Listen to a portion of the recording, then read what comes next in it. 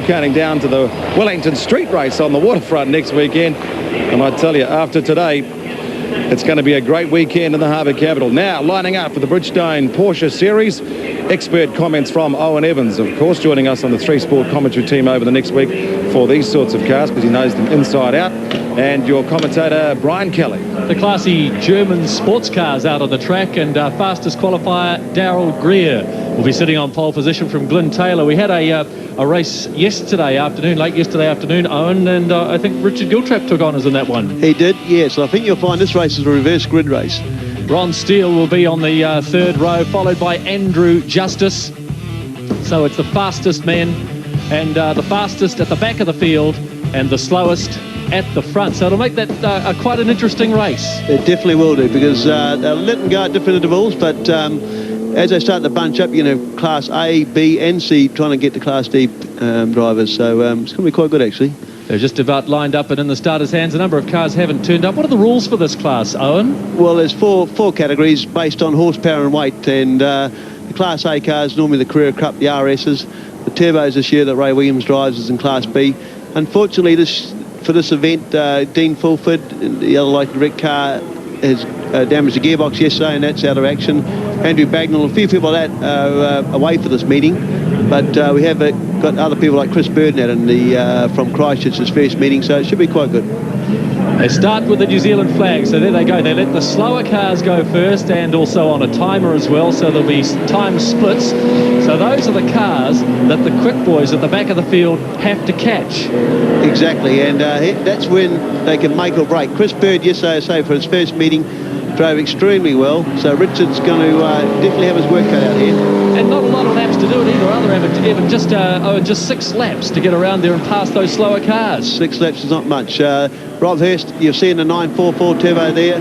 He would be a likely winner for this race because he's driving very well.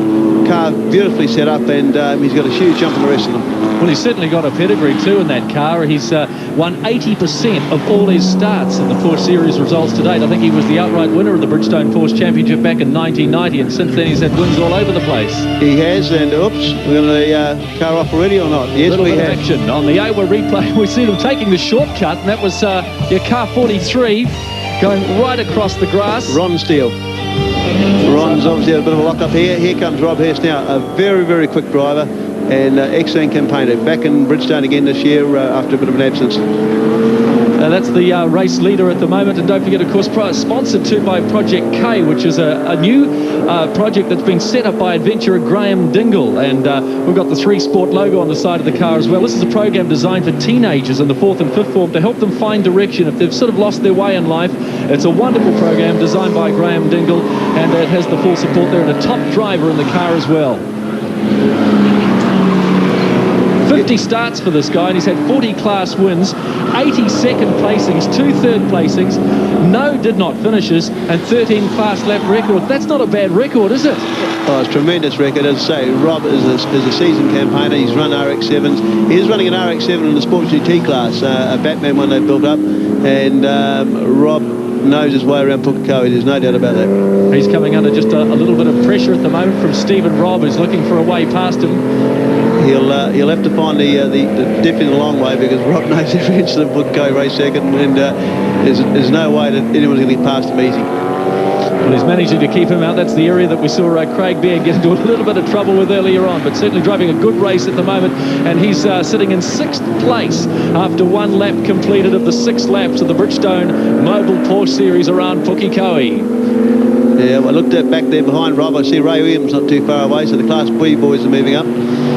Yes, we're going to have to watch them with interest. That's the race leader at the moment, the number 41 Porsche of Daryl Greer. There's a variety of Porsches out there. We have Le Mans GT Carrera Cup cars and various others. Yeah, there's 2.4, as I say, all goes on horsepower and year and that sort of thing. But Daryl Greer, you said in the lead, he's been a class winner in the Bridgestone before, an excellent little driver. Knows this car, he's run this car for a couple of seasons now, and he's been driving extremely well. What sort of speeds are they getting up to, Owen, down the back straight? Well, the Cup cars will be doing, they're restricted on horsepower a little bit, but they'll be doing around about 250 k's, and down to the slower cars around about 200 kilometres an hour. A lot of people look at these cars and think, gosh, if I had one of those, I'd take it out on a Sunday for a drive around the streets, clean it again and put it back, and they think these guys must be mad to race these cars. Are they? No, definitely not. A lot of these people do that. In fact, Darryl Greer's car is a car he uses on the road.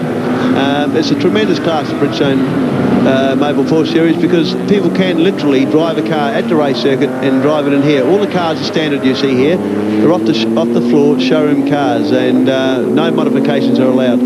Do they get a little worried if there's a little ding here and there, or a big off and a big mark on the car? Some do, but normally in the Class A there's always a fierce competition, and over the years when we've had likes of Brian Peace and Graham Cameron and Ray Williams and myself, now and again we've shot paint now and again, but it's, you know, that's racing. You're going to get that in all different classes. You see Ray Williams here starting to move on now, and you see Richard Giltrap right behind Ray.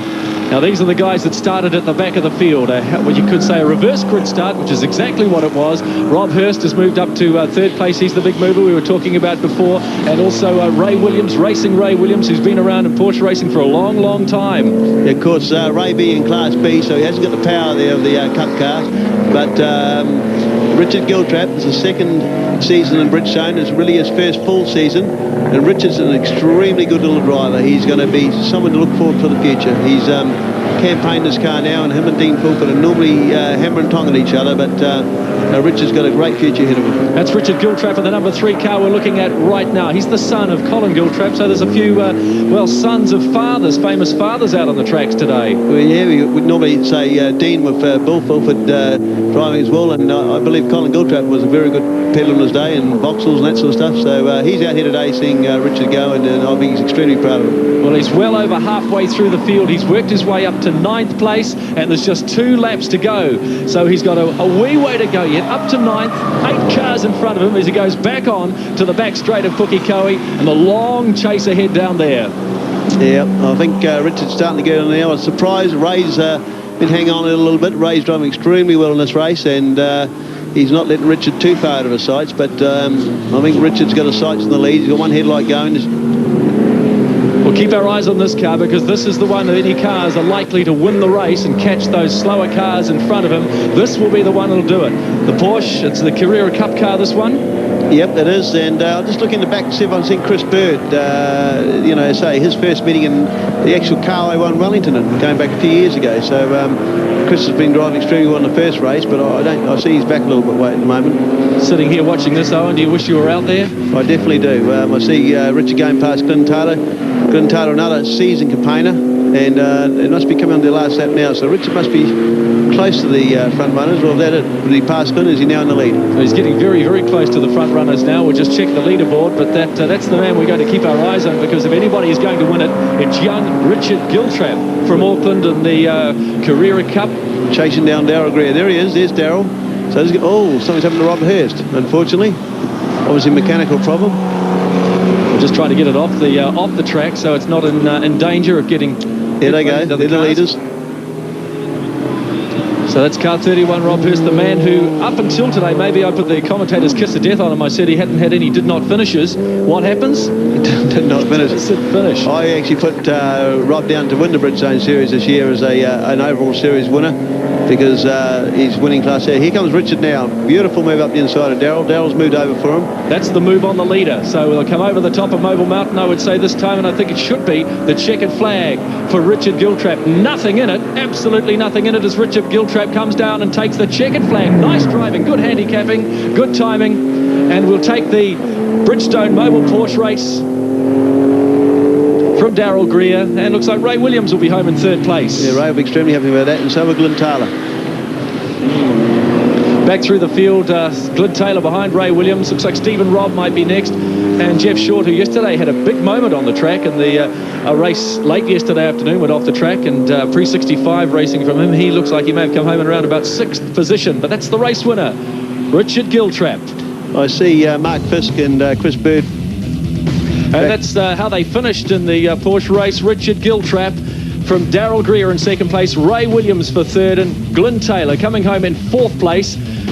Stephen Robb was next with Jeff Short in sixth place, Mark Fisk in seventh, and Chris Bird finished eighth overall.